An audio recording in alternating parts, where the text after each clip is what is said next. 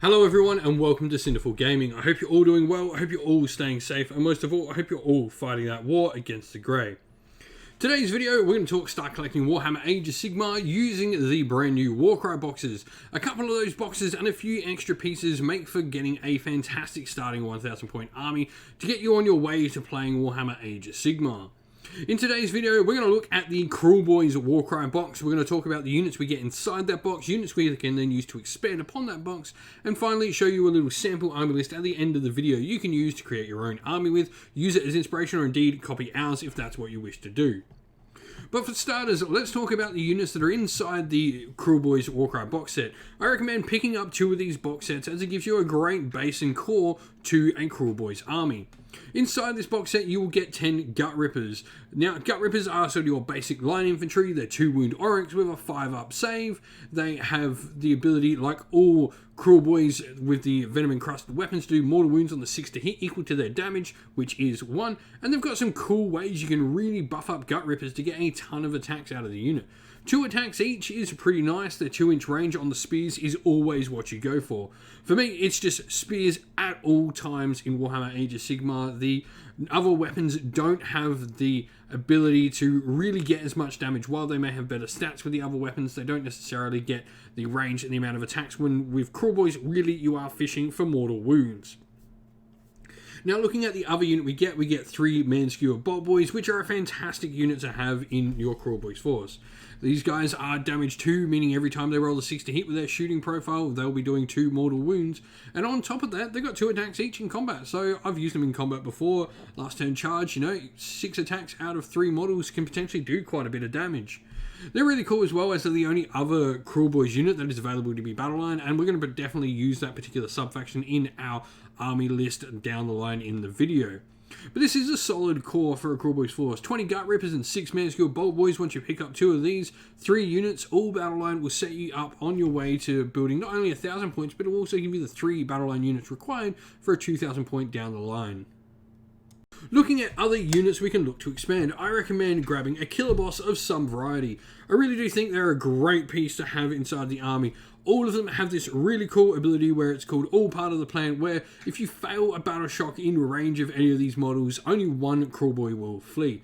You've generally got quite low bravery across the army, so this ability is just really useful in making sure you can keep your models in the fight for longer.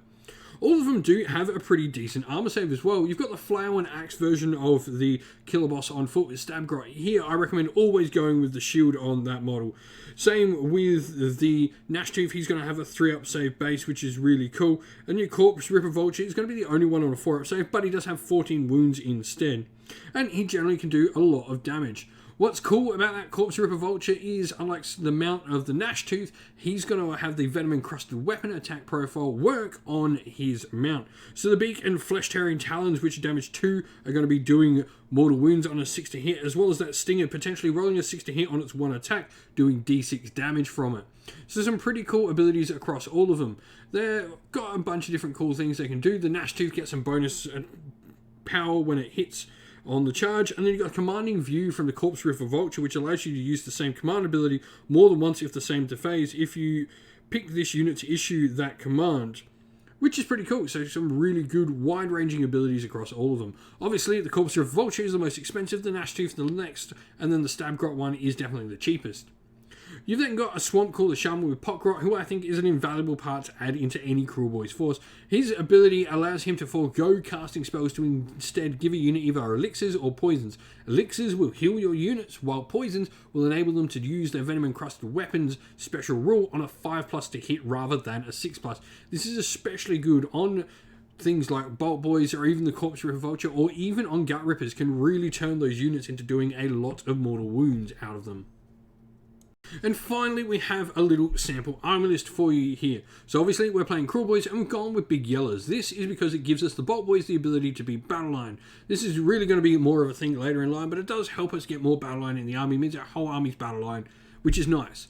So we've gone for Grand Strategy Hold the Line, because everything's battle line means all our major pieces have to die, all our units have to die in order for us to not get our Grand Strategy. At that point, we're probably in a little bit of a pickle anyway.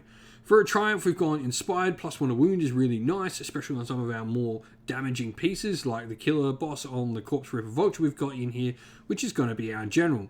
We've gone for the command trait, which is going to be Slippery Scumbag, which is going to give this model retreat and charge. Amulet of Destiny will give him a 6-up ward for a little bit of protection. And then we've gone for the Smurleon mount trait, which is going to make him -1 to hit when he charges. So this combines really well with Slippery Scumbag. He's going to be charging every turn thanks to retreat and charge, and he's going to be -1 to hit for a lot of the game. We've then got a Swampcooler Shaman with Pop Grot. He's gone for the nasty Hex spell, which gives him some really cool utility. He can either give more mortal wounds out to one of your units, or if your opponent's got a really good mortal wound save, potentially using nasty Hex to get rid of the ability to use a mortal wound save. For Battle Line, 2 units of 10 Gut Rippers, and we put the Bolt Boys into a single 6 model unit. The reason for this is so our Swampcooler Shaman can affect all the Bolt Boys at once. The army is then wrapped up inside a battle regiment, meaning it's a 1-drop, and we do have 72 wounds of Oryx on the table. That is a lot of wounds for 1,000 points. And we are 55 under, so there's a good chance we are going to get that triumph. You can definitely throw in an endless spell in here as well if you so wish. There's 55 points spare, why not? But I definitely don't think it's needed. I think getting the +1 to wound on one of your models once per game is definitely worth those 55 points without a doubt. Well, that's it for the video. We hope you enjoyed watching. If you did, please don't forget to leave a like and subscribe to the channel.